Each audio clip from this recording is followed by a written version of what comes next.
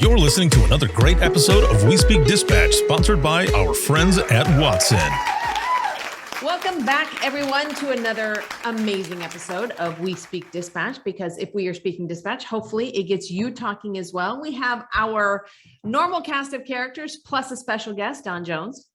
Yay. Hey, Don. Whoop, whoop. Yeah, you. Very special, you. our favorite guest. Yes.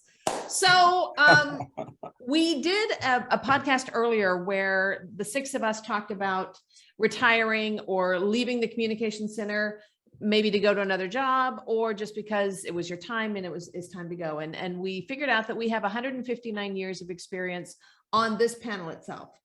And on the other podcast, we were talking about succession planning and some of those things. And after we stopped recording, we all, as we tend to do, continue to talk about the transition from being involved in a dispatch center. And like I said, 159 years just sitting on this panel, and how going back to quote unquote normal, what that looked like, and was that difficult for you? So I thought, when we started talking about it, we were like, hey, let's record this because we've got some really great things. So since Don is our guest today, and Don, you recently transitioned away from your communication center, and you're doing some related but different work. How has that process been for you?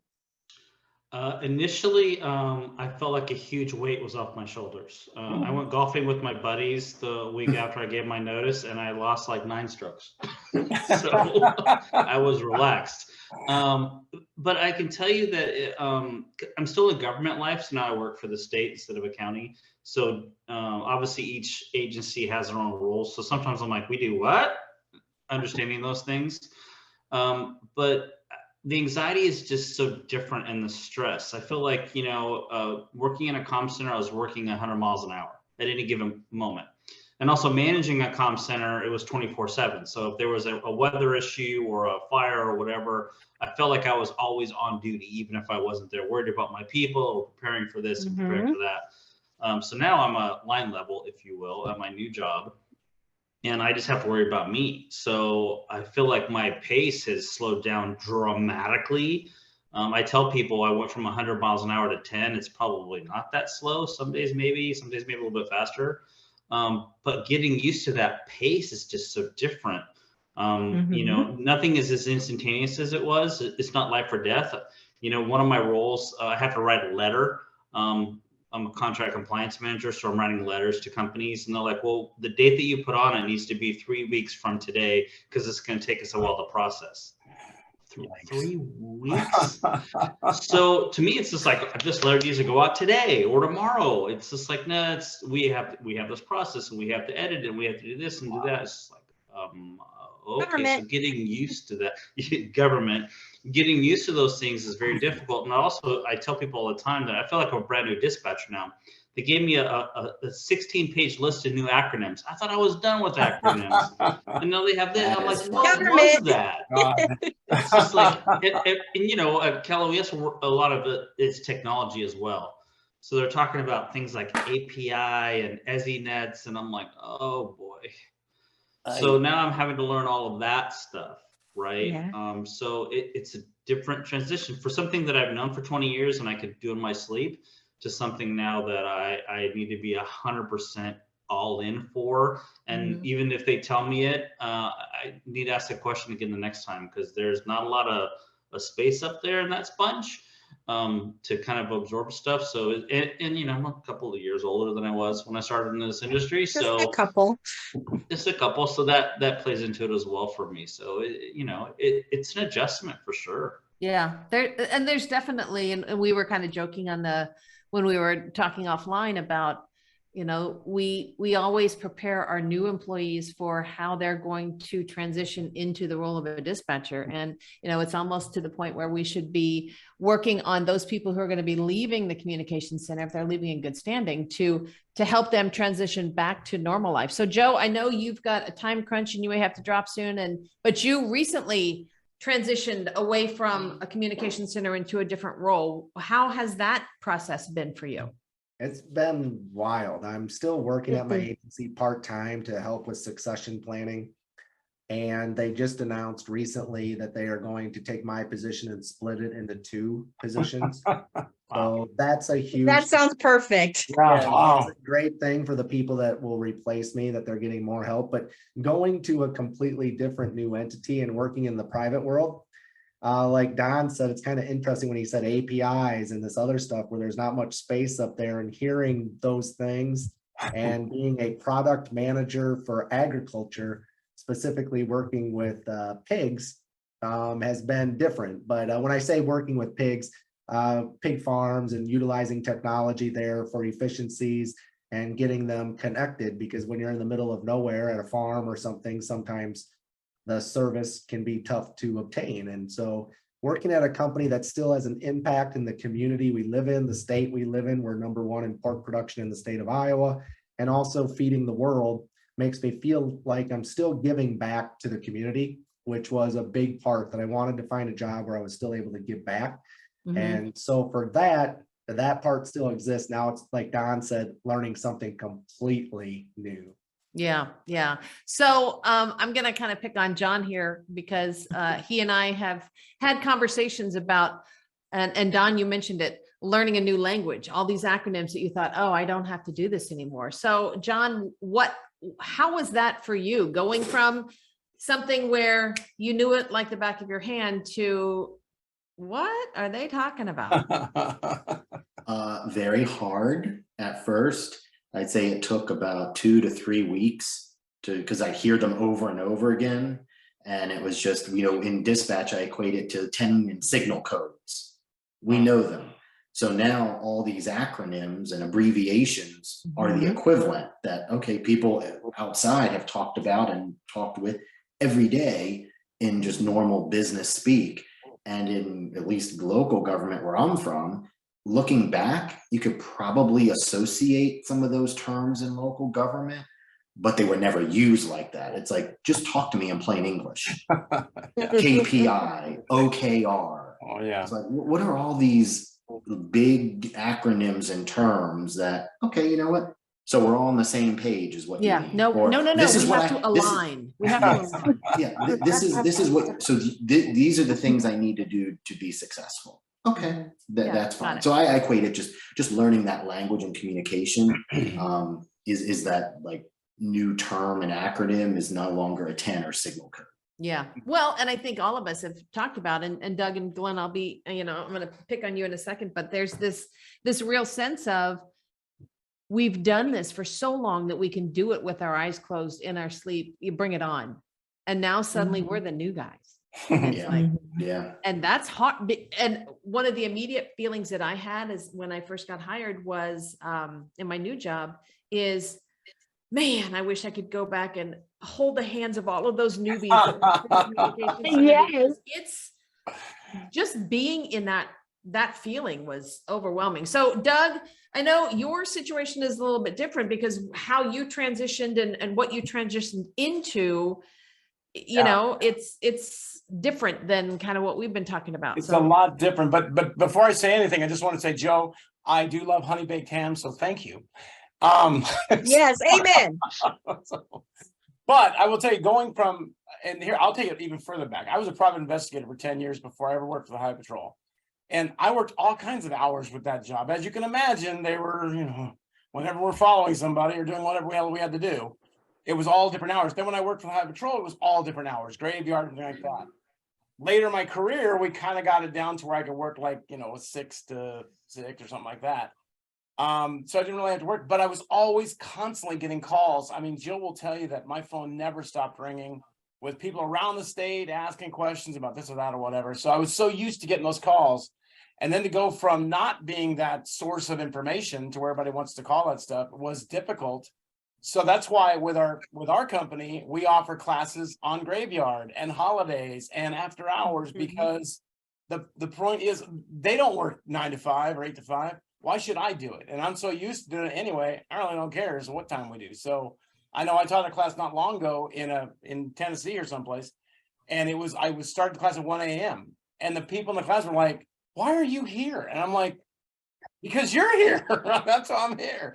So I mean, the transition's been a little bit different for me because of that. I've had my own company. Right. I can work these different hours. But I will tell you one thing that does drive me a little bit cuckoo is that, just like Don said, this 100 to 10, going from that is so, to me, difficult. It is really fun to throw me for a loop over I've been retired like what, 2.5 years, 3 years.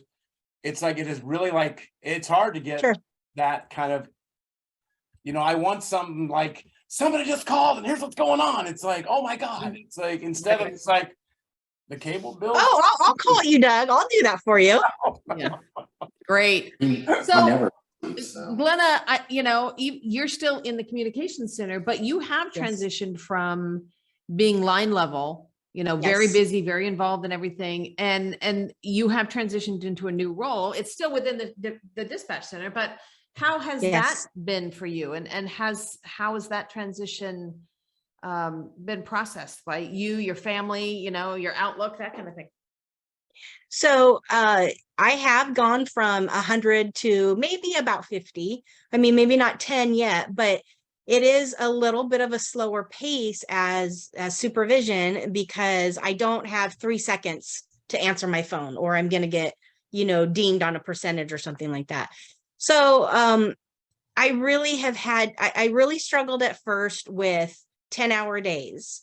So before, we would have the 12-hour days that could turn into 16 hours at any given moment. And so you prepare for that, and that's your life. You wake up, everything that you do during your work week has to do with work. You have to get an adequate amount of sleep. You have to make sure that you're food prepping, because you don't have time to just, what am I going to eat today? And if you don't, you're eating fast food and then you feel like crap. So the biggest thing for me was to go from 12-hour shifts or 16-hour shifts to 10-hour shifts. And then the other thing that I really struggled with, and I still do, at the end of a dispatch shift, you're done. Your most important job at the end of that shift is to leave work at work. I have the hardest time not finishing what I'm doing if it's a schedule. Now, schedules take weeks. And the first time that I had to put everything together, I ended up with a 16-hour day. And then I was like, oh, I can't work anymore, but this isn't done. And I didn't know what to do. And when I went to my lieutenant and I said, this is what I'm struggling with, he was laughing. He was like, just set it down and go home. And so I did. I set something down and I would go home, and then I wouldn't be able to sleep because it's sitting on my desk and it's not done. And I've been doing it now for over a year. So it's a little bit different for me now, but so you're saying more things aren't done. Wow. Now what do I do? Love you. Yeah. So and then I have also been off work for a couple of weeks because I was on medical leave. And so I was sitting at home. You guys all know home is my little RV right now. And I was like, this is what retirement will look like. And it was a little scary. So I sat down with my husband. I said, no, we're going to have to do a better job planning for retirement. So that's going to end up, I think, being a whole other issue, is how do you plan for retirement and what are you going to be retiring to? Because I can't imagine just, not going at 50 miles an hour, not going at 100 miles an hour to me. And that's really scary for me right now. So, yeah. Well, and that's funny because we've talked about this, in different conversations with everybody on this panel. We all, while you're in the thick of working in the communication center, you can't wait for retirement. But then when it presents itself, you think, I'm not ready to just do nothing. Yeah. And so every single one of us is still doing something there. It's not, none of us have retired. We're still working. We're still involved in a job. And I agree. When you said that, it's like, because I can't imagine myself just getting up in the morning and doing a whole lot of nothing.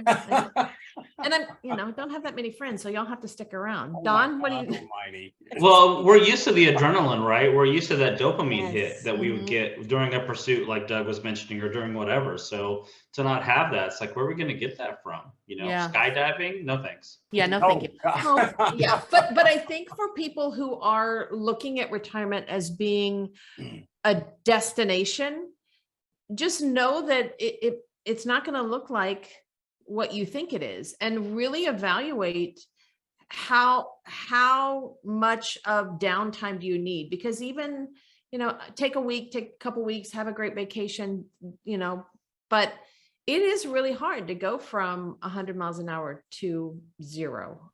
Now, Don, you were like director, right? Manager, yeah. Yeah, manager, Yeah. okay. So was your transition, I mean, typically I would presume it was an 8-hour shift, right? 8-hour No. day. I worked 410s. Oh, okay. And now you're 5/8 back on the state side? Mhm. Okay, so I mean, you're talking That like stinks. the Yeah. Glenna of going from longer to shorter. Yeah. Well, it took me probably, I was having a conversation with somebody that I used to work with, and she said, tomorrow is like Wednesday. And I'm like, oh, that's right. It's your Monday. And I finally got used to Yeah. Monday being Monday. Yeah.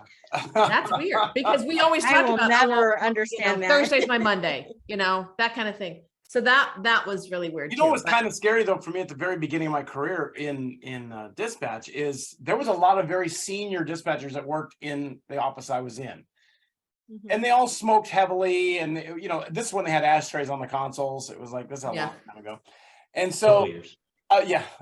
like 3 of them retired within probably a year of each other, and Mm. all 3 died within a short period of time, and we were all like, "Holy shit, is that what our careers are going to be?" Yes. You're Wasn't that dead. scary, Doug? Oh, very scary. I mean, it was like, holy cats. But I mean, it was just, after a while, I was just thinking, you know what? I don't know what their deal is outside of this office. Who knows what's going on with them? I mean, we can't look at it and say they left dispatch, now they're dead. It's like, no, Yeah. they left dispatch and I don't know what they did. So, Well, and hopefully we're doing better as a profession for, Yeah.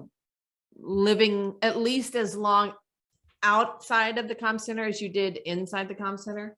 But that is our time right now. So Okay. Well, that was a good conversation. Wow. it really was. And again, we could go on for hours. Yeah. But so Doug, hey, I tell spent the us time now. just keep where can writing people notes to hear us? myself. I'm like, hey, you know what? We're available on everything you could think of, every kind of social media you could think of: Instagram, Twitter, Facebook, YouTube. It's got a great account on YouTube. We got all the videos up there. We're on every podcast platform you could think of. We're all over the place there. We even got some TikTok videos going up too. So we're everywhere. You should be listening to us on everything. We're only 15 minutes long, or about 15 Or Or about.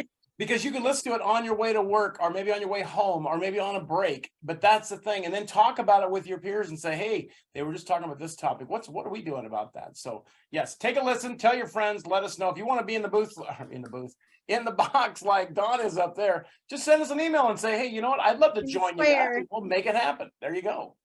awesome. A Brady Bunch. Appreciate it. Well, everybody have a great shift, and we'll see you next time.